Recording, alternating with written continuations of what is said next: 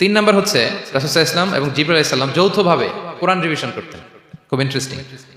সারা বছর যেটা নাজিল হতো রমাদানে জিবরাইল আলাইহিস সালাম রাসূল সাল্লাল্লাহু আলাইহি ওয়াসাল্লামকে শোনাতেন, রাসূল সাল্লাল্লাহু আলাইহি ওয়াসাল্লাম জিবরাইল আলাইহিস সালামকে শোনাতেন। সহিহ মুসলিমের বর্ণনায় আন্না জিবরিল কানা ইউআরিদুহু বিল কুরআন কুল্লা আমিন মাররা, প্রতি বছর রমাদানে একবার শোনাতেন বা শুনিয়েছেন। যে বছর তিনি ইন্তেকাল করবেন তিনি দুইবার শুনিয়েছেন। আরাদা ইউআরিদু মানে এটা ফ্রম বোথ সাইড। আরবি শব্দটা এমন যে জিবরাইল আলাইহিস সালাম শোনাতেন, এরপর রাসূল সাল্লাল্লাহু আলাইহি ওয়াসাল্লাম জিবরাইল আলাইহিস সালামকে শোনাতেন, কোরআন রিভিশন করা। তো এই শেষ দশকের রাতগুলোতে আমরা যেন বেশি বেশি কোরআন পড়ি, কোরআন তেলাওয়াত, কোরআনিক রিসাইটেশন হতে পারে, কোরআনের অর্থ পড়া হতে পারে, তাদাব্বুরে কোরআন হতে পারে, কোরআনের হালাকায় জয়েন করা হতে পারে, ইন ইটস এনি ফর্ম আমরা যেন কোরআনের সাথে অ্যাটাচমেন্টটা বাড়াই লাস্ট 10 ডেজ অফ রমাদানে। 4 নাম্বার কিয়ামুল লাইল করা। রাসূল সাল্লাল্লাহু আলাইহি ওয়াসাল্লাম কিয়ামুল লাইল করতেন এবং কিয়ামুল লাইল শব্দটাকে রাসূল সাল্লাল্লাহু আলাইহি ওয়াসাল্লাম কদরের সাথে জুড়ে দিয়েছেন। সহিহ বুখারীর বর্ণনায় তিনি বলেছেন মান কামা লাইলাতাল কদরি ঈমানা ওয়া ইহতিসাবা গুফিরা লাহু মা তাকাদ্দামা মিন যামবি। কদরের রাতে যে কিয়ামুল লাইল করে বিশ্বাস নিয়ে এবং নাজাতের প্রত্যাশা নিয়ে তার পূর্বের সমস্ত গুনাহ আল্লাহ তাআলা ক্ষমা করে দিবেন।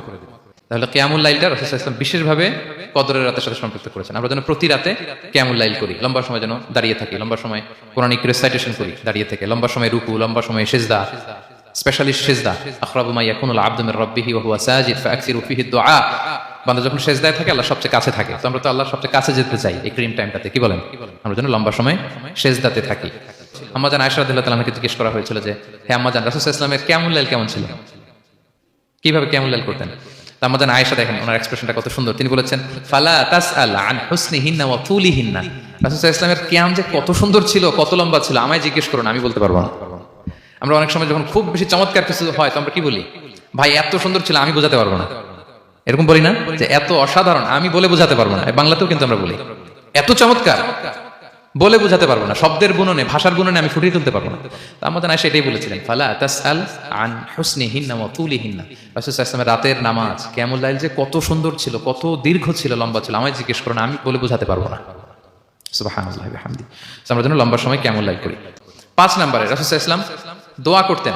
এই কদরের রাতগুলোতে খুব বেশি বেশি দোয়া করতেন। দোয়া নিয়ে আমরা একটা জুমার খুতবা দিয়েছিলাম, সেখানে আমরা বলেছিলাম যে দোয়া হতে হবে খুব আন্তরিক দোয়া, রোবোটিক দোয়া যেন না হয়। আপনার আবেগ, ভালোবাসা, মনের মাধুরী মিশিয়ে, চোখের পানি মিশিয়ে, অশ্রু সিক্ত করে এই দোয়াটা করতে হবে, তাহলে সে দোয়া আল্লাহর কাছে কবুল হবে। আমরা যেন আমাদের ভাব, আবেগ সব ঢেলে দিতে পারি আমাদের দোয়াতে, আমাদের সিজদায়, আমাদের কিয়ামুল লাইলে। এবং যে কোনো ভাষায় কোরআনিক দোয়াগুলো রেকমেন্ডেড, হাদিসের মাসুরগুলো রেকমেন্ডেড। তাছাড়া আপনার নিজের ভাষায় আপনার কি চাওয়া, আপনার কি আকাঙ্ক্ষা, আপনার মনের কষ্ট, যাতনা সবকিছু আপনি আল্লাহ তাআলার কাছে পেশ করুন।